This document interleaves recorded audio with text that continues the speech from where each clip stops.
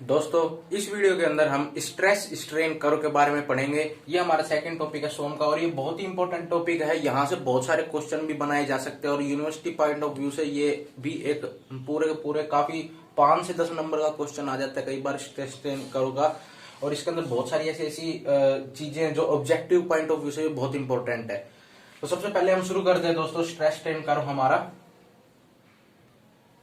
दोस्तों, हम stress strain curve देख रहे हैं और जैसा कि हमें पता है दोस्तों, स्ट्रेस स्ट्रेन कर्व को हम कहते हैं लोड डिफॉर्मेशन कर्व भी कह सकते हैं हम इसे। दोस्तों, कई जगह लोड डिफॉर्मेशन कर्व भी आपको देखने को मिल सकता है इसको, जिसके वाई प्लेन पे होता है स्ट्रेस, जिसको हम इससे डिनोट करते हैं, और ये इधर होता है स्ट्रेन। हमें जैसा कि पता है स्ट्रेस क्या होता है, फोर्स अपॉन एरिया, ठीक है, रेजिस्टिंग फोर्स अपॉन एरिया। और वहीं स्ट्रेन क्या होता है, change in length bye original length. तो दोस्तों, यहां से अगर हम माइल्ड स्टील के लिए अंडर टेंशन, मतलब कि अब आप ये चीज देखो कि हम ये टेस्ट करते हैं, कहाँ करते हैं, ये मत सोचो कि ये कैसे बन गया, याद मत करो, समझो इसे कि दोस्तों हम पहले क्या होता है, एक ना स्पेसिमेन लेते हैं जो हम रेनफोर्समेंट के अंदर अपना बार डालते हैं उसका, वो हम करते हैं। यूटीएम नामक एक मशीन होती है, यूनिवर्सल टेस्टिंग मशीन। इस मशीन के अंदर हम टेस्ट करते हैं और इस टेस्ट के अंदर हम एक जो एलिमेंट लेते हैं उसके ऊपर टेंशन लगाते हैं दोनों साइड से। मान लो ये वो अपना क्या कहते हैं स्टील है और इसका इस तरीके से दोनों तरफ से यूं खींचते हैं इसको दोनों साइड से। तो हम टेंशन करते हैं स्टील के अंदर और उसको हम टेंशन करके इसके अंदर स्ट्रेस प्रोड्यूस करके हम उसका स्ट्रेन देखते हैं। तो दोस्तों, इस चीज को हम प्लॉट करते हैं इस ग्राफिकल रिप्रेजेंटेशन पे, उसे हम कहते हैं स्ट्रेस स्ट्रेन रिप्रेजेंटेशन और इसे हम कर्व भी कहते हैं। तो दोस्तों, इसके अंदर क्या होता है, सिंपली आपने देखा होगा ये कर्व आपको अधिकतर इस तरीके से आपको मिलेगी। दोस्तों, अगर आपको ये कर्व समझनी है ध्यान से, तो आपको इसका एक एक पॉइंट समझ में आना चाहिए और आपको ये पता होना चाहिए कैसे बनी है। तो दोस्तों, सबसे पहले हम देख सकते हैं कि ये जो कर्व है पहले लीनियर दिखती है कुछ टाइम तक और फिर उसके बाद कर्व हो जाती है, फिर स्ट्रेट हो जाती है, फिर कर्व हो जाती है बहुत ज्यादा। असल में जो दोस्तों ये कर्व का जो ये वाला पार्ट है ना, ये असल में बहुत बड़ा होता है, ये इस टाइप में नहीं होता। ये जो हिस्सा होता है इधर का बहुत थोड़ा होता है और वो बहुत ही लंबा होता है। देखो इस टाइप का होता है, ऐसे करा, और ये बहुत बड़ा होता है। उस साइड का जो ये वाली कर्व होती है बहुत बड़ी कर्व होती है, क्योंकि दोस्तों जो ये स्ट्रेन आता है इसके बाद ये बहुत बाद आता है, बहुत टाइम बाद आता है। तो इसलिए दोस्तों ये जो स्ट्रेस स्ट्रेन कर्व है इस तरीके से प्लॉट होती है। एक्चुअल में जो मटेरियल के साथ होता है ना, हम उसको थोड़ा सा नेग्लेक्ट कर देते हैं, क्योंकि असल में जो ट्रू स्ट्रेस होता है ना वो यहाँ नहीं होता, वो असल में यहाँ से यहाँ तक तो सेम रहता है, यहाँ से आता है और ऐसे ऊपर की साइड जाता है, ये ट्रू स्ट्रेस होता है हमारा, ठीक है। ये हम अभी इसके बारे में पढ़ने जा रहे हैं, ये मैं बताता हूं, पर आपको मैं बता रहा हूं प्रैक्टिकल पॉइंट ऑफ व्यू से अपना ट्रू स्ट्रेस इस साइड जाता है, कहीं कोई क्वेश्चन पूछ ले तो पता होना चाहिए। अभी दोस्तों सबसे पहले क्या होता है, सबसे पहला पॉइंट आता है ए। मैं नोटेशन दे देता हूं थोड़ी सी, इधर हो गया बी, ये हो गया सी, ये हो गया डी, और डी के कॉरस्पॉन्डिंग हो गया एक पॉइंट जिसे हम एफ वाई से डिनोट करते हैं, मतलब यहाँ पे यील्ड पॉइंट है कह सकते हैं हम इसका। ये हो गया ई, ये हो गया एफ, ये हो गया जी, ठीक है दोस्तों। अब क्या होता है दोस्तों, सबसे पहले जो ए पॉइंट होता है ना, इस पॉइंट तक क्या होता है कि स्ट्रेस और स्ट्रेन रहता है, वो लीनियर रहता है। लीनियर का मतलब क्या हो गया कि अगर मैं स्ट्रेस बढ़ा रहा हूं, थोड़ा सा बढ़ाया तो स्ट्रेन भी बढ़ रहा है उतना ही, थोड़ा सा और स्ट्रेस बढ़ाया तो उतना स्ट्रेन बढ़ रहा है। यहां तक तो देखो ऐसा ही होगा कि स्ट्रेस ना प्रोपोर्शनल रहेगा स्ट्रेन के, मतलब कि जितना स्ट्रेस बढ़ा रहा हूं उतना उतना वो लंबा होता जा रहा है। अब फॉर एग्जांपल जैसे कि ये बार है, मैं इसको खींच रहा हूँ, टेंशन लगा रहा हूँ दोनों साइड से, तो क्या हो रहा है, एक यहाँ ए पॉइंट तक तो ऐसा हो रहा है कि मैंने स्ट्रेस लगाया, ये स्ट्रेन लिया इसने थोड़ा सा, जितना स्ट्रेस लगाया था 10-5 किलो जितना भी स्ट्रेस लगाया मैंने, उतना ही ये स्ट्रेन हुआ थोड़ा सा ही। तो ये वाली लिमिट जहां तक स्ट्रेस स्ट्रेन दोनों आपस में भाईचारा करते रहते हैं उसे हम कहते हैं प्रोपोर्शनैलिटी लिमिट तक, ठीक है। एक क्या होगी, प्रोपोर्शनैलिटी लिमिट हो गई आपकी। चलो अलग से लिख देते हैं इसको, इस तरीके से नहीं लिखेंगे। ये हो गई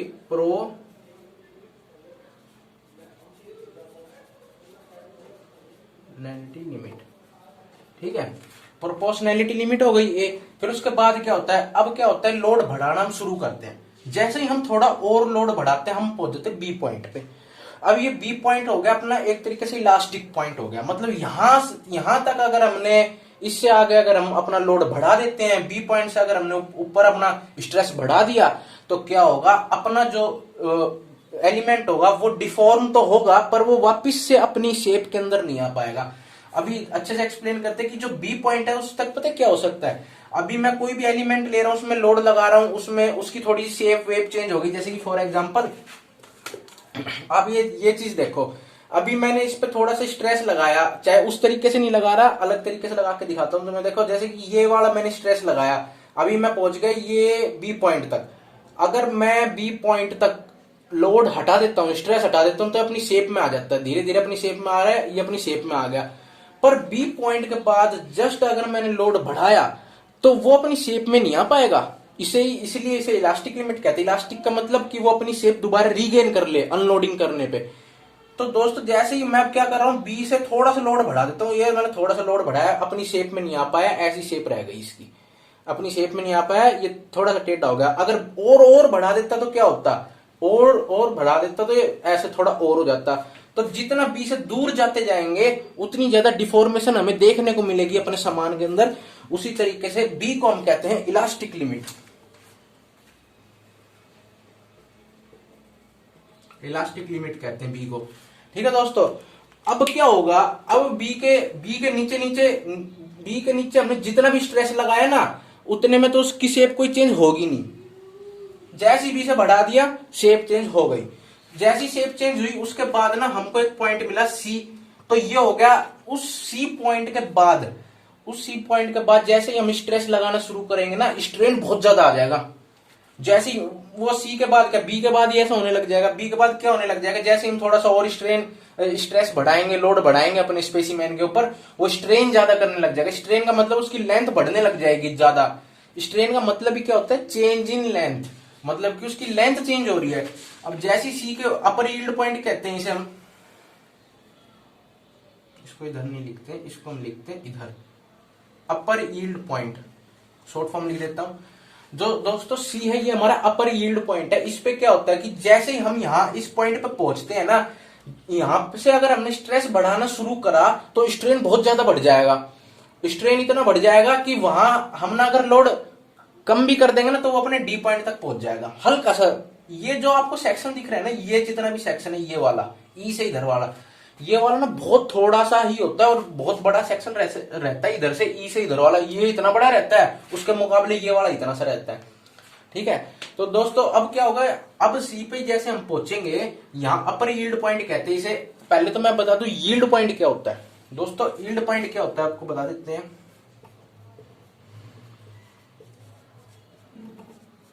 दोस्तों यील्ड पॉइंट होता है ऐसी जगह जहां से स्ट्रेन तेजी से बढ़ने लग जाता है। स्ट्रेन का मतलब एक ऐसा पॉइंट, एक ऐसी जगह है जहां से मैंने जैसे थोड़ा सा भी लोड लगाया स्ट्रेन बढ़ता ही चला गया, उसे कहते हैं यील्ड पॉइंट।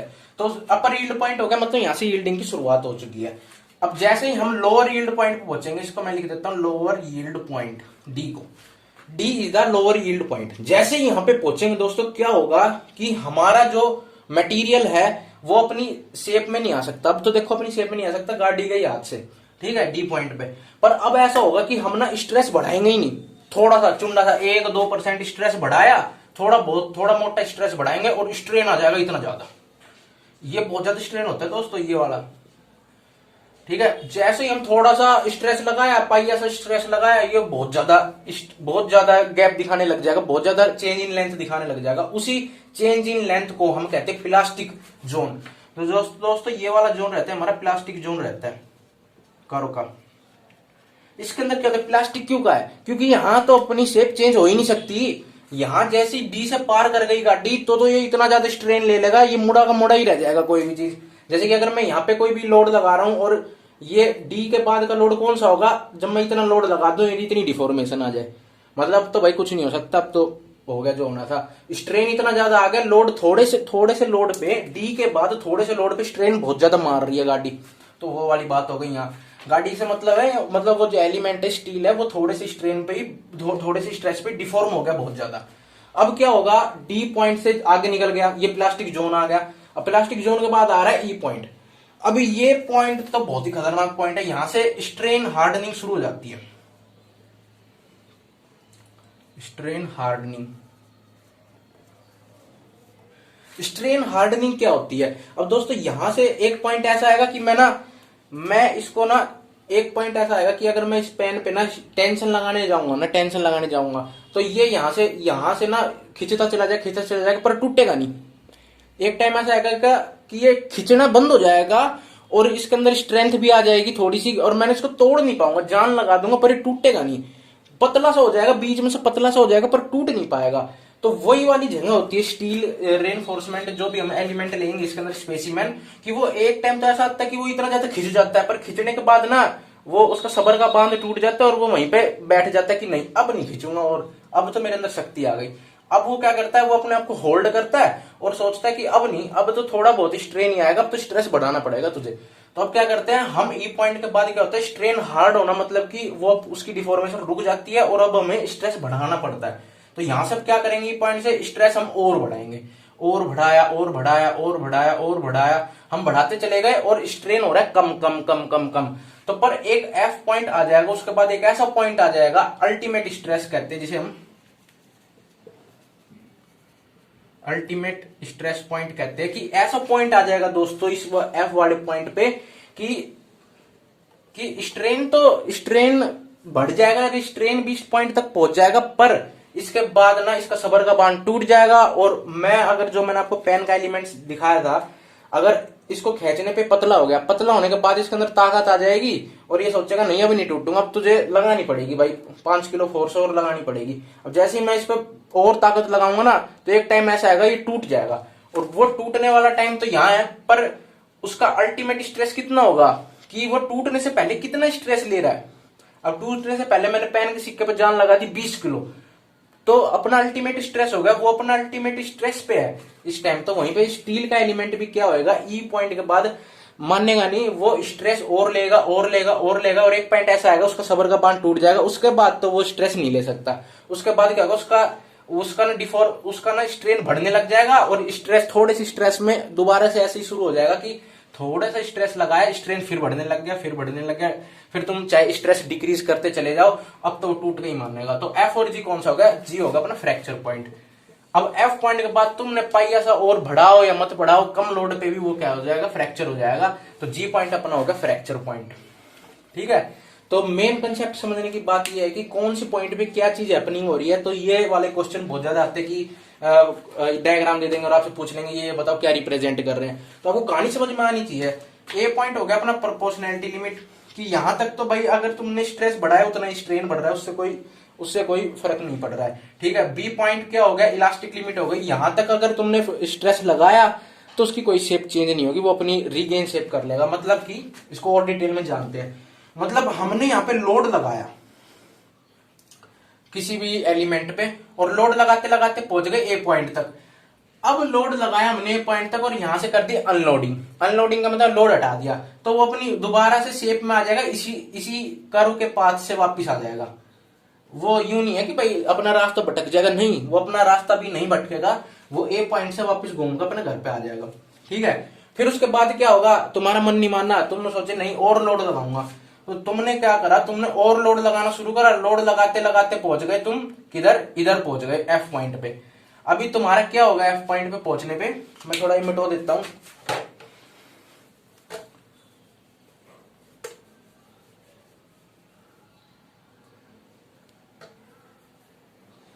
हाँ दोस्तों, तो अब क्या होगा एफ पॉइंट पे क्या होगा, तुम बोले नहीं अल्टीमेट पे जाके देखूंगा तू अपने वापस घर आता है कि नहीं आता है, पर ऐसा नहीं होगा दोस्तों। आपने जैसे ही यहां से लोड हटाया, सोचे नहीं अब तो टक से छू के वापिस आ जाऊंगा, एफ से तुमने क्या करा, वापिस बुला लिया, कह रहे नहीं वापिस आ, तुमने लोड हटा दिया एफ पॉइंट पे जाके, एफ पॉइंट तक तो लोड लगा लिया उसकी क्षमता के अनुसार, और वहां जाके तुमने लोड हटा लिया, पर वो घर वापिस नहीं आया गया, वो भटक चुका है। अब वो वापिस कहां से आएगा, अपने खुद के रास्ते से आएगा, घूमता फिरता, और पहुंचेगा इधर, किस लाइन के पैरेलल, इस लाइन के पैरेलल पहुंचेगा। अनलोडिंग कहां से होगी, इस पॉइंट से होगी अनलोडिंग उसकी, और अब वो एक तरीके से ब्रिटन मटेरियल के हिसाब से चलेगा, वो अब डक्टाइल मटेरियल नहीं रहा। आपको मैं बता दूं ये एलिमेंट एक डक्टाइल मटेरियल है, इसके अंदर क्या हुआ, आपने यहां से उसका रास्ता भटका दिया, अब वो घर नहीं आएगा, अब वो अपने रास्ते से घर जा रहा है, पता नहीं कहाँ जा रहा है। अब वो चला गया, पर वो गया किसके, अपने रास्ते के पैरेलल गया अनलोडिंग में। अब तुम क्या सोच रहे हो यार, तू और कहीं चला गया, कोई नहीं, तू वापिस आ जा एफ पॉइंट पे। इसका मतलब तुम क्या कर रहे हो, तुम यहाँ पे दोबारा से लोडिंग कर रहे हो। अभी तुमने क्या करा, एफ तक लोडिंग करी, फिर उसे अनलोड कर दिया। अनलोड करने से क्या हो गया, वो वापिस आया, पर वापिस अपने घर नहीं आया, वो और ही किसी स्ट्रेन के पॉइंट पे आया। स्ट्रेन डैश बोलते हैं, मतलब कि यहां तक तो उसकी एलोंगेशन हो चुकी है, मतलब अब तो उसमें कुछ लेंथ बढ़ चुकी है, अब वो अपनी लेंथ कम नहीं कर सकता। इसका मतलब ये है। अब तुमने क्या करा, नहीं उस बढ़ी हुई लेंथ पे दोबारा लोड लगाओ, तो तुमने क्या करा, इस पे दोबारा लोड लगाया।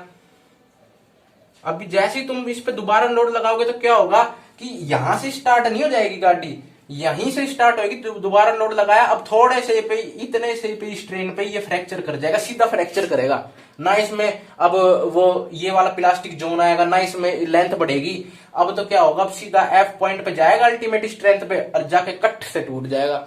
मतलब स्ट्रेन भी थोड़ी सी आई और स्ट्रेस अपने एफ पे जाके टूट जाएगा।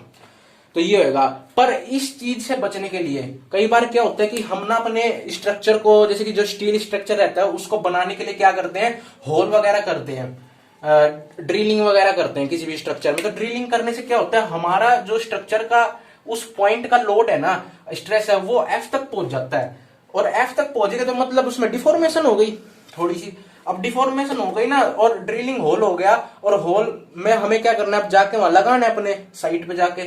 तो क्या होता है, वो एफ तक पहुंच जाता है, और उसमें ना ये वाली क्षमता नहीं रहती जो ये पीछे की गई, डिफॉर्मेशन नहीं होती। हमें तो पार्ट यही चाहिए, हम इसको यूटिलाइज करते हैं। इंजीनियरिंग स्ट्रेस है ये, हम इसको क्या यूटिलाइज करते हैं, हम यहाँ पे यूटिलाइज करते हैं कि हम जो स्टील है उसका डिफॉर्मेशन यूटिलाइज कर चुके, क्योंकि वो इतना महंगा है, हम उसको यहां से वापिस नहीं ला सकते, हम उसको यहां तक इस्तेमाल करते हैं, बिल्कुल एंड तक यूटिलाइज करना है हमें। तो क्या होता है, होल जैसे ही बनाते हैं ना, तो वो अल्टीमेट स्ट्रेस अचीव कर लेता है अपना। और अगर हम उसे जाके लगा देंगे अपनी बिल्डिंग में, तो यहां से लोडिंग शुरू होगी और कट से टूट जाएगा थोड़े से स्ट्रेन पे। तो उससे बचने के लिए हम क्या करते हैं, हम एनालिंग नाम का एक प्रोसेस करते हैं।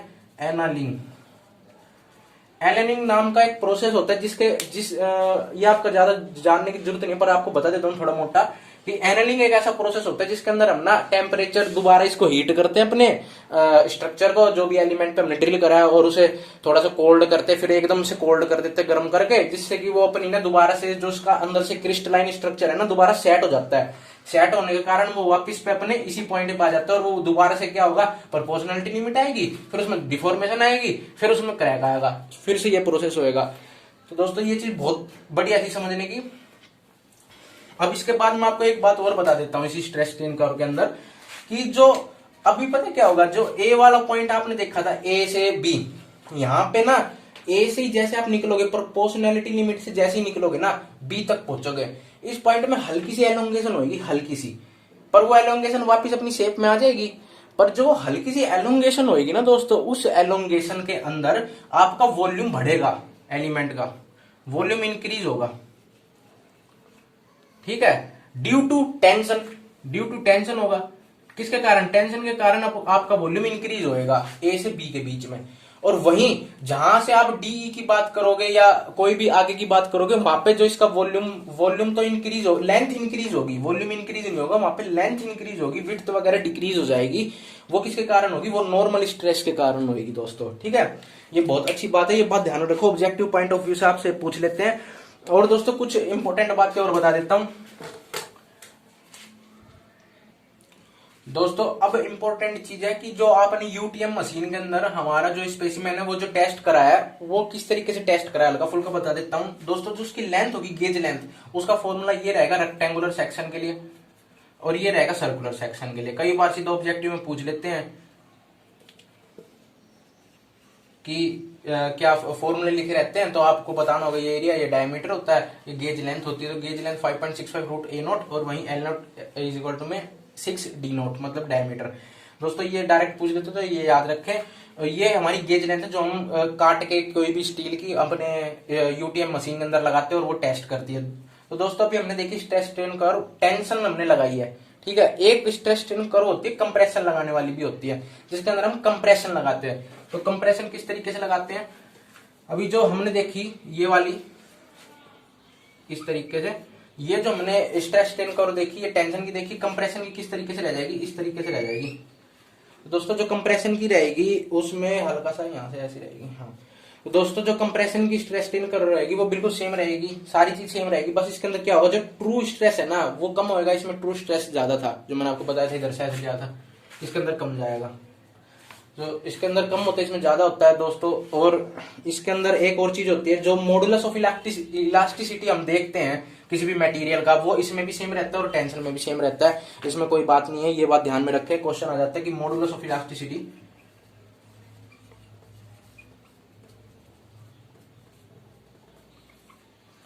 मॉडुलस ऑफ इलास्टिसिटी सेम रहता है टेंशन में भी as well as compression test. ये कंप्रेशन टेस्ट हो रहा है, इसके अंदर हमने कंप्रेशन लगाया हुआ है। कंप्रेशन जैसे ही लगाएंगे हम, इस बार ऐसे कंप्रेशन लगाएंगे तो किस तरीके का स्ट्रेस स्ट्रेन डायग्राम बनेगा वो हमने देख रहा है। Same to same B point तक तो सेम रहेगा, फिर आगे जो है कंप्रेशन थोड़ा लेट होएगा। इसके अंदर ना प्लास्टिक डिफॉर्मेशन तो होगा नहीं, क्योंकि हम क्या कहते हैं डक्टाइल मटेरियल में क्या होता है कि वो खिंचता ही चला जाता है, एक टाइम ऐसा आता है, पर कंप्रेशन के अंदर ऐसा नहीं होगा। ठीक है, वो इसके अंदर प्लास्टिक वाला स्टेज नहीं आएगी इतनी। और नेकिंग फॉर्मेशन है, जो नेकिंग, अच्छा आपको मैंने नेकिंग फॉर्मेशन नहीं बताई। नेकिंग फॉर्मेशन कहां पे होती है, एफ वाले पॉइंट पे होती है। जो आपका एफ वाला पॉइंट होता है ना, एफ जी वाला जो पॉइंट होता है, ये वाला एफ और जी, इस पॉइंट पे मैंने आपको बताया था कि इस पॉइंट पे क्या होने लगेगा कि इस पॉइंट पर अल्टीमेट स्ट्रेस अचीव कर लेगा, पर यहाँ पे अब आप स्ट्रेस चाहे कम करते रहो वो जी पे जाके टूट जाएगा। ठीक है, तो जैसे ही वो टूटेगा ना वो ये वाली शेप देगा, क्योंकि हम यूटीएम पे टेस्ट करते हैं। यूटीएम पे कैसे टेस्ट करेंगे, स्पेसिमेन ऐसे लेंगे और उसमें ऐसे टेंशन लगाएंगे, जब वो टूटते हैं तो उसकी क्या शेप होती है, उसकी ये शेप होती है।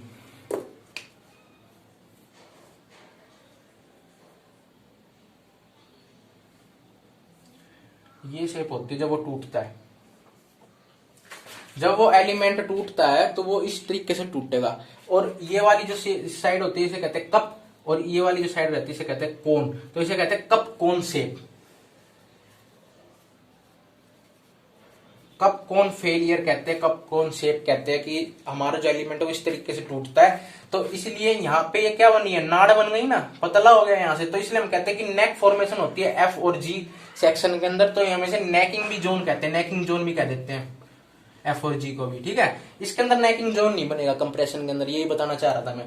ठीक है, और दोस्तों जो ये टूटता है ना, ये 45 डिग्री के एंगल पे टूटता है। 45 डिग्री का क्या रोल है यहाँ, क्योंकि दोस्तों ये शियर स्ट्रेस के कारण टूटा है। पहली बात, शियर स्ट्रेस के कारण टूटा, और शियर स्ट्रेस 45 डिग्री के प्लेन पे मैक्सिमम होता है, इसीलिए हमने कहा है कि 45 डिग्री प्लेन पे टूटता है। ठीक है दोस्तों, ये इंपॉर्टेंट बात थी, क्योंकि ये पूछ लेते हैं कि आप ये बताइए कि शियर स्ट्रेस प्लेन कितने डिग्री पे मैक्सिमम रहता है, तो हम कहेंगे 45 डिग्री पे मैक्सिमम रहता है। ठीक है दोस्तों अब हम ब्रिटल मटेरियल की देख लेते हैं, वो हमने डक्टाइल मटेरियल की देखी थी। ब्रिटल मटेरियल की जल्दी से मैं आपको बता देता हूं। देखो जैसे कि दोस्तों आपको देखने को मिल रही है अपनी जो स्ट्रेस स्ट्रेन कर्व थी माइल्ड स्टील की, ये कुछ इस तरीके से थी। ठीक है, अब इसके अंदर आपने जैसे कि देखा कि इसमें कुछ अल्टीमेट स्ट्रेस आया था यहाँ इस पॉइंट पे। ठीक है, उसी तरीके से ब्रिटल मटेरियल कौन सा मटेरियल होता है, जिसके अंदर कार्बन का कंटेंट ज्यादा होता है और जो डक्टाइल मतलब डिफॉर्म नहीं हो सकता ज्यादा, और जो ज्यादा से ज्यादा स्ट्रेस ले सकता है एज कम्पेयर टू डक्टाइल। तो अब क्या होगा, जो डक्टाइल मटेरियल होगा उसकी जो कर्व बनेगी वो स्ट्रेस स्ट्रेन कर्व ऊपर जाएगी और बस यहाँ पे जाकर टूट जाएगी।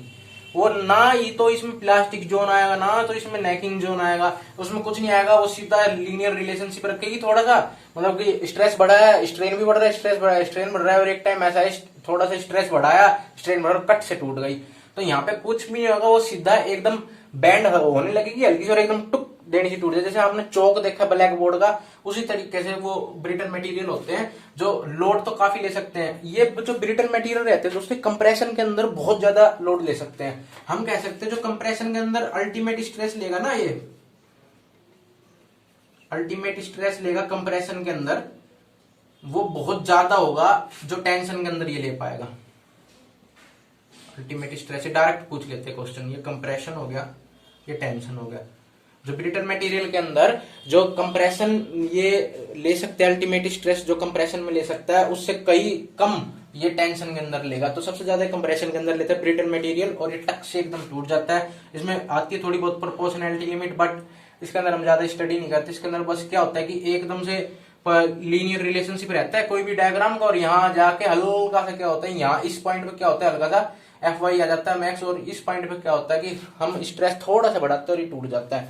ठीक है दोस्तों, और दोस्तों ये किसके कारण होता है? ब्रिटल मटेरियल के अंदर ये सब लोडिंग वोडिंग होती है नॉर्मल स्ट्रेस के कारण, फ्रैक्चर होता है नॉर्मल स्ट्रेस के कारण होता है। ठीक है, नॉर्मल स्ट्रेस कौन सा मैंने आपको पिछली वीडियो में बताया हुआ है, अगर नहीं देखिए तो उसको देख लो। नॉर्मल स्ट्रेस का मतलब होता है जो परपेंडिकुलर टू प्लेन लगते हैं, ये नॉर्मल मतलब कि जो परपेंडिकुलर लगे हैं ना फोर्स, उसके कारण होता है। और उसके अंदर जो मैंने आपको बताया था डक्टाइल मटेरियल में, उसके अंदर शियर भी आ जाता है, नॉर्मल दोनों के दोनों आ जाते हैं। ठीक है दोस्तों, ये इंपॉर्टेंट था इसके अंदर। और दोस्तों इसके अंदर एक चीज और है, जो ब्रिटल मटेरियल होता है आपने देखा होगा थोड़े से खुरदरे रहते हैं एज कम्पेयर टू डक्टाइल, वो थोड़े चिकने रहते हैं। क्यों? क्योंकि उसके अंदर ब्रिटल मटेरियल जो होता है ना, उसके अंदर ना हल्के हल्के माइक्रोबल्स क्रैक होते हैं, हल्के हल्के के साइडों में, किनारों पे, उसके सरफेस पे हल्के हल्के माइक्रोबल क्रैक्स होते हैं उसकी सख्तपन के कारण। मतलब उसके अंदर कार्बन कंटेंट ज्यादा होता है। कार्बन कंटेंट कितना होता है? लगभग मेरे ख्याल से 2.1% के लगभग उसके अंदर हम कार्बन कंटेंट लेते हैं। डक्टाइल के अंदर 0.01 से लेकर 0.02% तक लेते हैं कार्बन कंटेंट। ब्रिटल मटेरियल के अंदर ज्यादा खुरदरापन होता है, और उसके अंदर माइक्रोबल क्रैक्स होते हैं, उसका क्रिस्टलाइन स्ट्रक्चर के बाहर थोड़ा सा गैप होता है, तो वो टेंसाइल में कमजोर होते हैं। वहीं उसी प्रकार ना अगर हम कंप्रेशन लगाते हैं तो जो माइक्रोबल क्रैक्स होते हैं वो एकदम दब जाते हैं, और वो साथ में इकट्ठे होकर बहुत ज्यादा स्ट्रेंथ देते हैं। तो वो हमें माइक्रोबल स्ट्रक्चर के कारण ऐसा बिहेवियर मिलता है, कंप्रेशन और टेंशन के अंदर कम मिलता है ना, जो वो माइक्रोबल जो क्रैक्स होते हैं ब्रिटल मटेरियल के अंदर, वो उसके कारण मिलता है। दोस्तों आज हमने इस वीडियो के अंदर सारा स्ट्रेस स्ट्रेन कर बिल्कुल डिटेल में कर लिया। आपको ऐसी वीडियो मेरे ख्याल से शायद ही मिलेगी इतनी डिटेल में। तो दोस्तों आज के लिए इतना ही, फिर कभी मिलते हैं।